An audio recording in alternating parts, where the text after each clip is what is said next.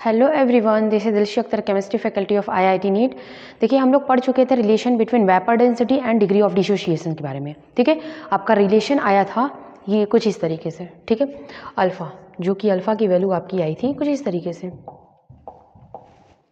आ गया था आपका m naught minus m equilibrium divided by m equilibrium n minus 1।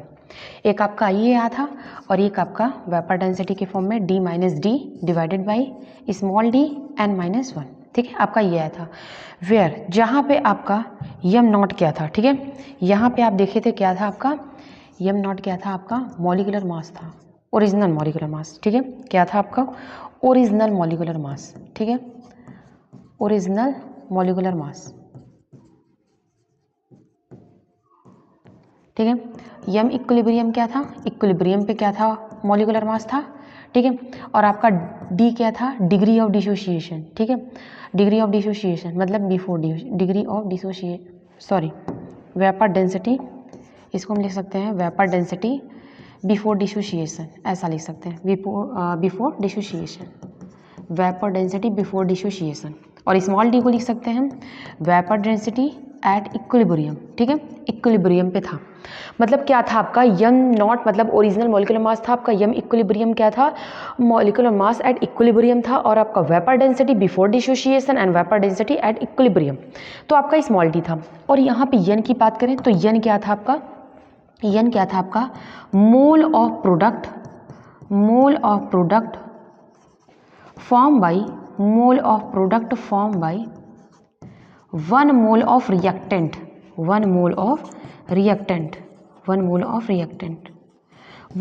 Of reactant से जो आपका फॉर्म हो रहा था वो क्या था, यन था। प्रोडक्ट मतलब क्या था, जो प्रोडक्ट 1 मोल आपका फॉर्म हो रहा था। ठीक है, ये था यन।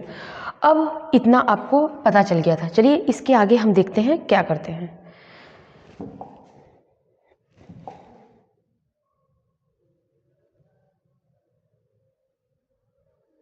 देखिए, ये आपका फार्मूला आ गया था। अब हम क्या करते हैं, जैसे आपका फार्मूला क्या है, आपका फार्मूला है जैसे alpha is equal to D minus D divided by D N minus 1। ठीक है, अगर हम क्या करें इस n माइनस 1 का मल्टीप्लाई, अगर हम इस n माइनस 1 का मल्टीप्लाई अगर यहाँ कर दें तो हो जाएगा n माइनस 1 और यहाँ हो जाएगा d बाई डी और ये माइनस डी। अब इसको सॉल्व करेंगे तो यानी n माइनस 1 डिवाइडेड बाई, इसको हम कुछ इस तरीके से लिख सकते हैं, इसको हम लिख सकते हैं आपका d बाई डी माइनस 1, ऐसा लिख सकते हैं।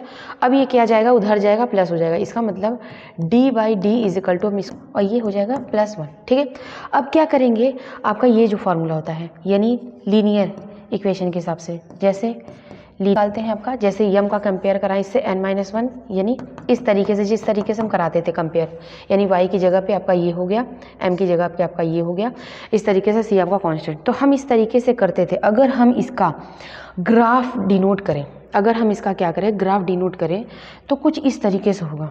इसका ग्राफ अगर डिनोट करें तो हो जाएगा आपका इस तरीके से। यहाँ देखिए ये हो जाएगा आपका, ये अल्फ़ा वेरी कर रहा है और ये हो जाएगा d बाई डी। तो इसका अगर हम ग्राफ वेरी करेंगे तो यहाँ पे n है। ठीक है, तो यहाँ से 1 से हम n क्या है 1 मोल से हम लेके चलते हैं, तो यहाँ पे 1 से स्टार्ट होगा, एक ऐसे ग्राफ बन जाएगा, इसको हम मान लेते हैं n1, मान लेते हैं हम 3 तक ले गए। ठीक है, तो एक हो जाएगा आपका 1 ही से स्टार्ट होगा n2, बस ये क्या है स्लोप अलग अलग होगा, ये क्या हो जाएगा n3।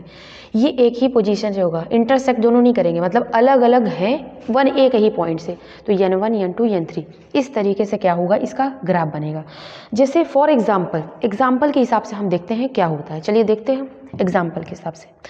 जैसे अगर हम एग्जाम्पल की बात करें, जैसे ये आपका ये है N2O5, ये इक्वेशन है आपका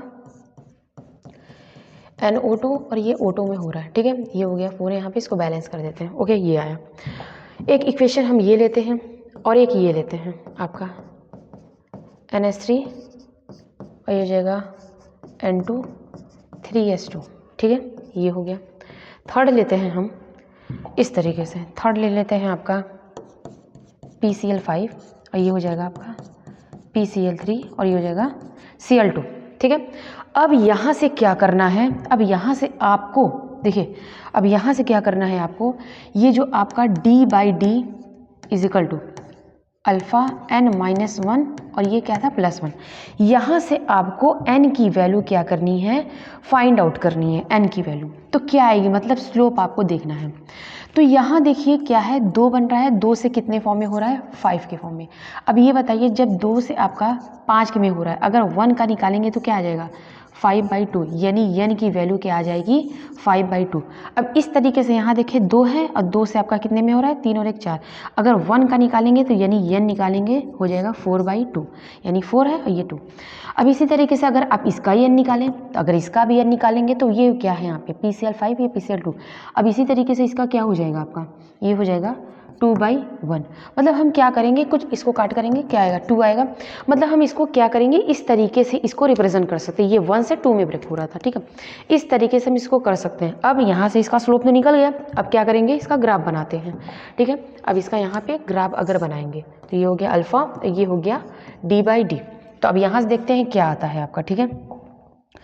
अब यहाँ से अगर आप देखेंगे तो आपका जो है, एक तो आपका ये 1 से स्टार्ट होगा, एक तो आपका ग्राफ ये हो जाएगा, दूसरा आपका जो ग्राफ रहेगा एक ये होगा और एक आपका ये होगा।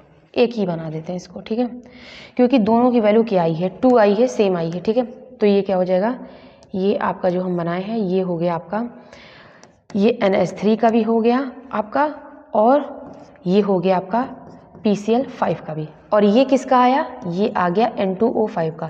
वहाँ से इसको हम अलग किए और इसको अलग, कुछ इस तरीके से हम क्या करते हैं, ग्राफ बना के रिप्रेजेंट करते हैं। तो पहले स्लोप निकाल लिया, उसके बाद हम क्या किए, ग्राफ बनाए।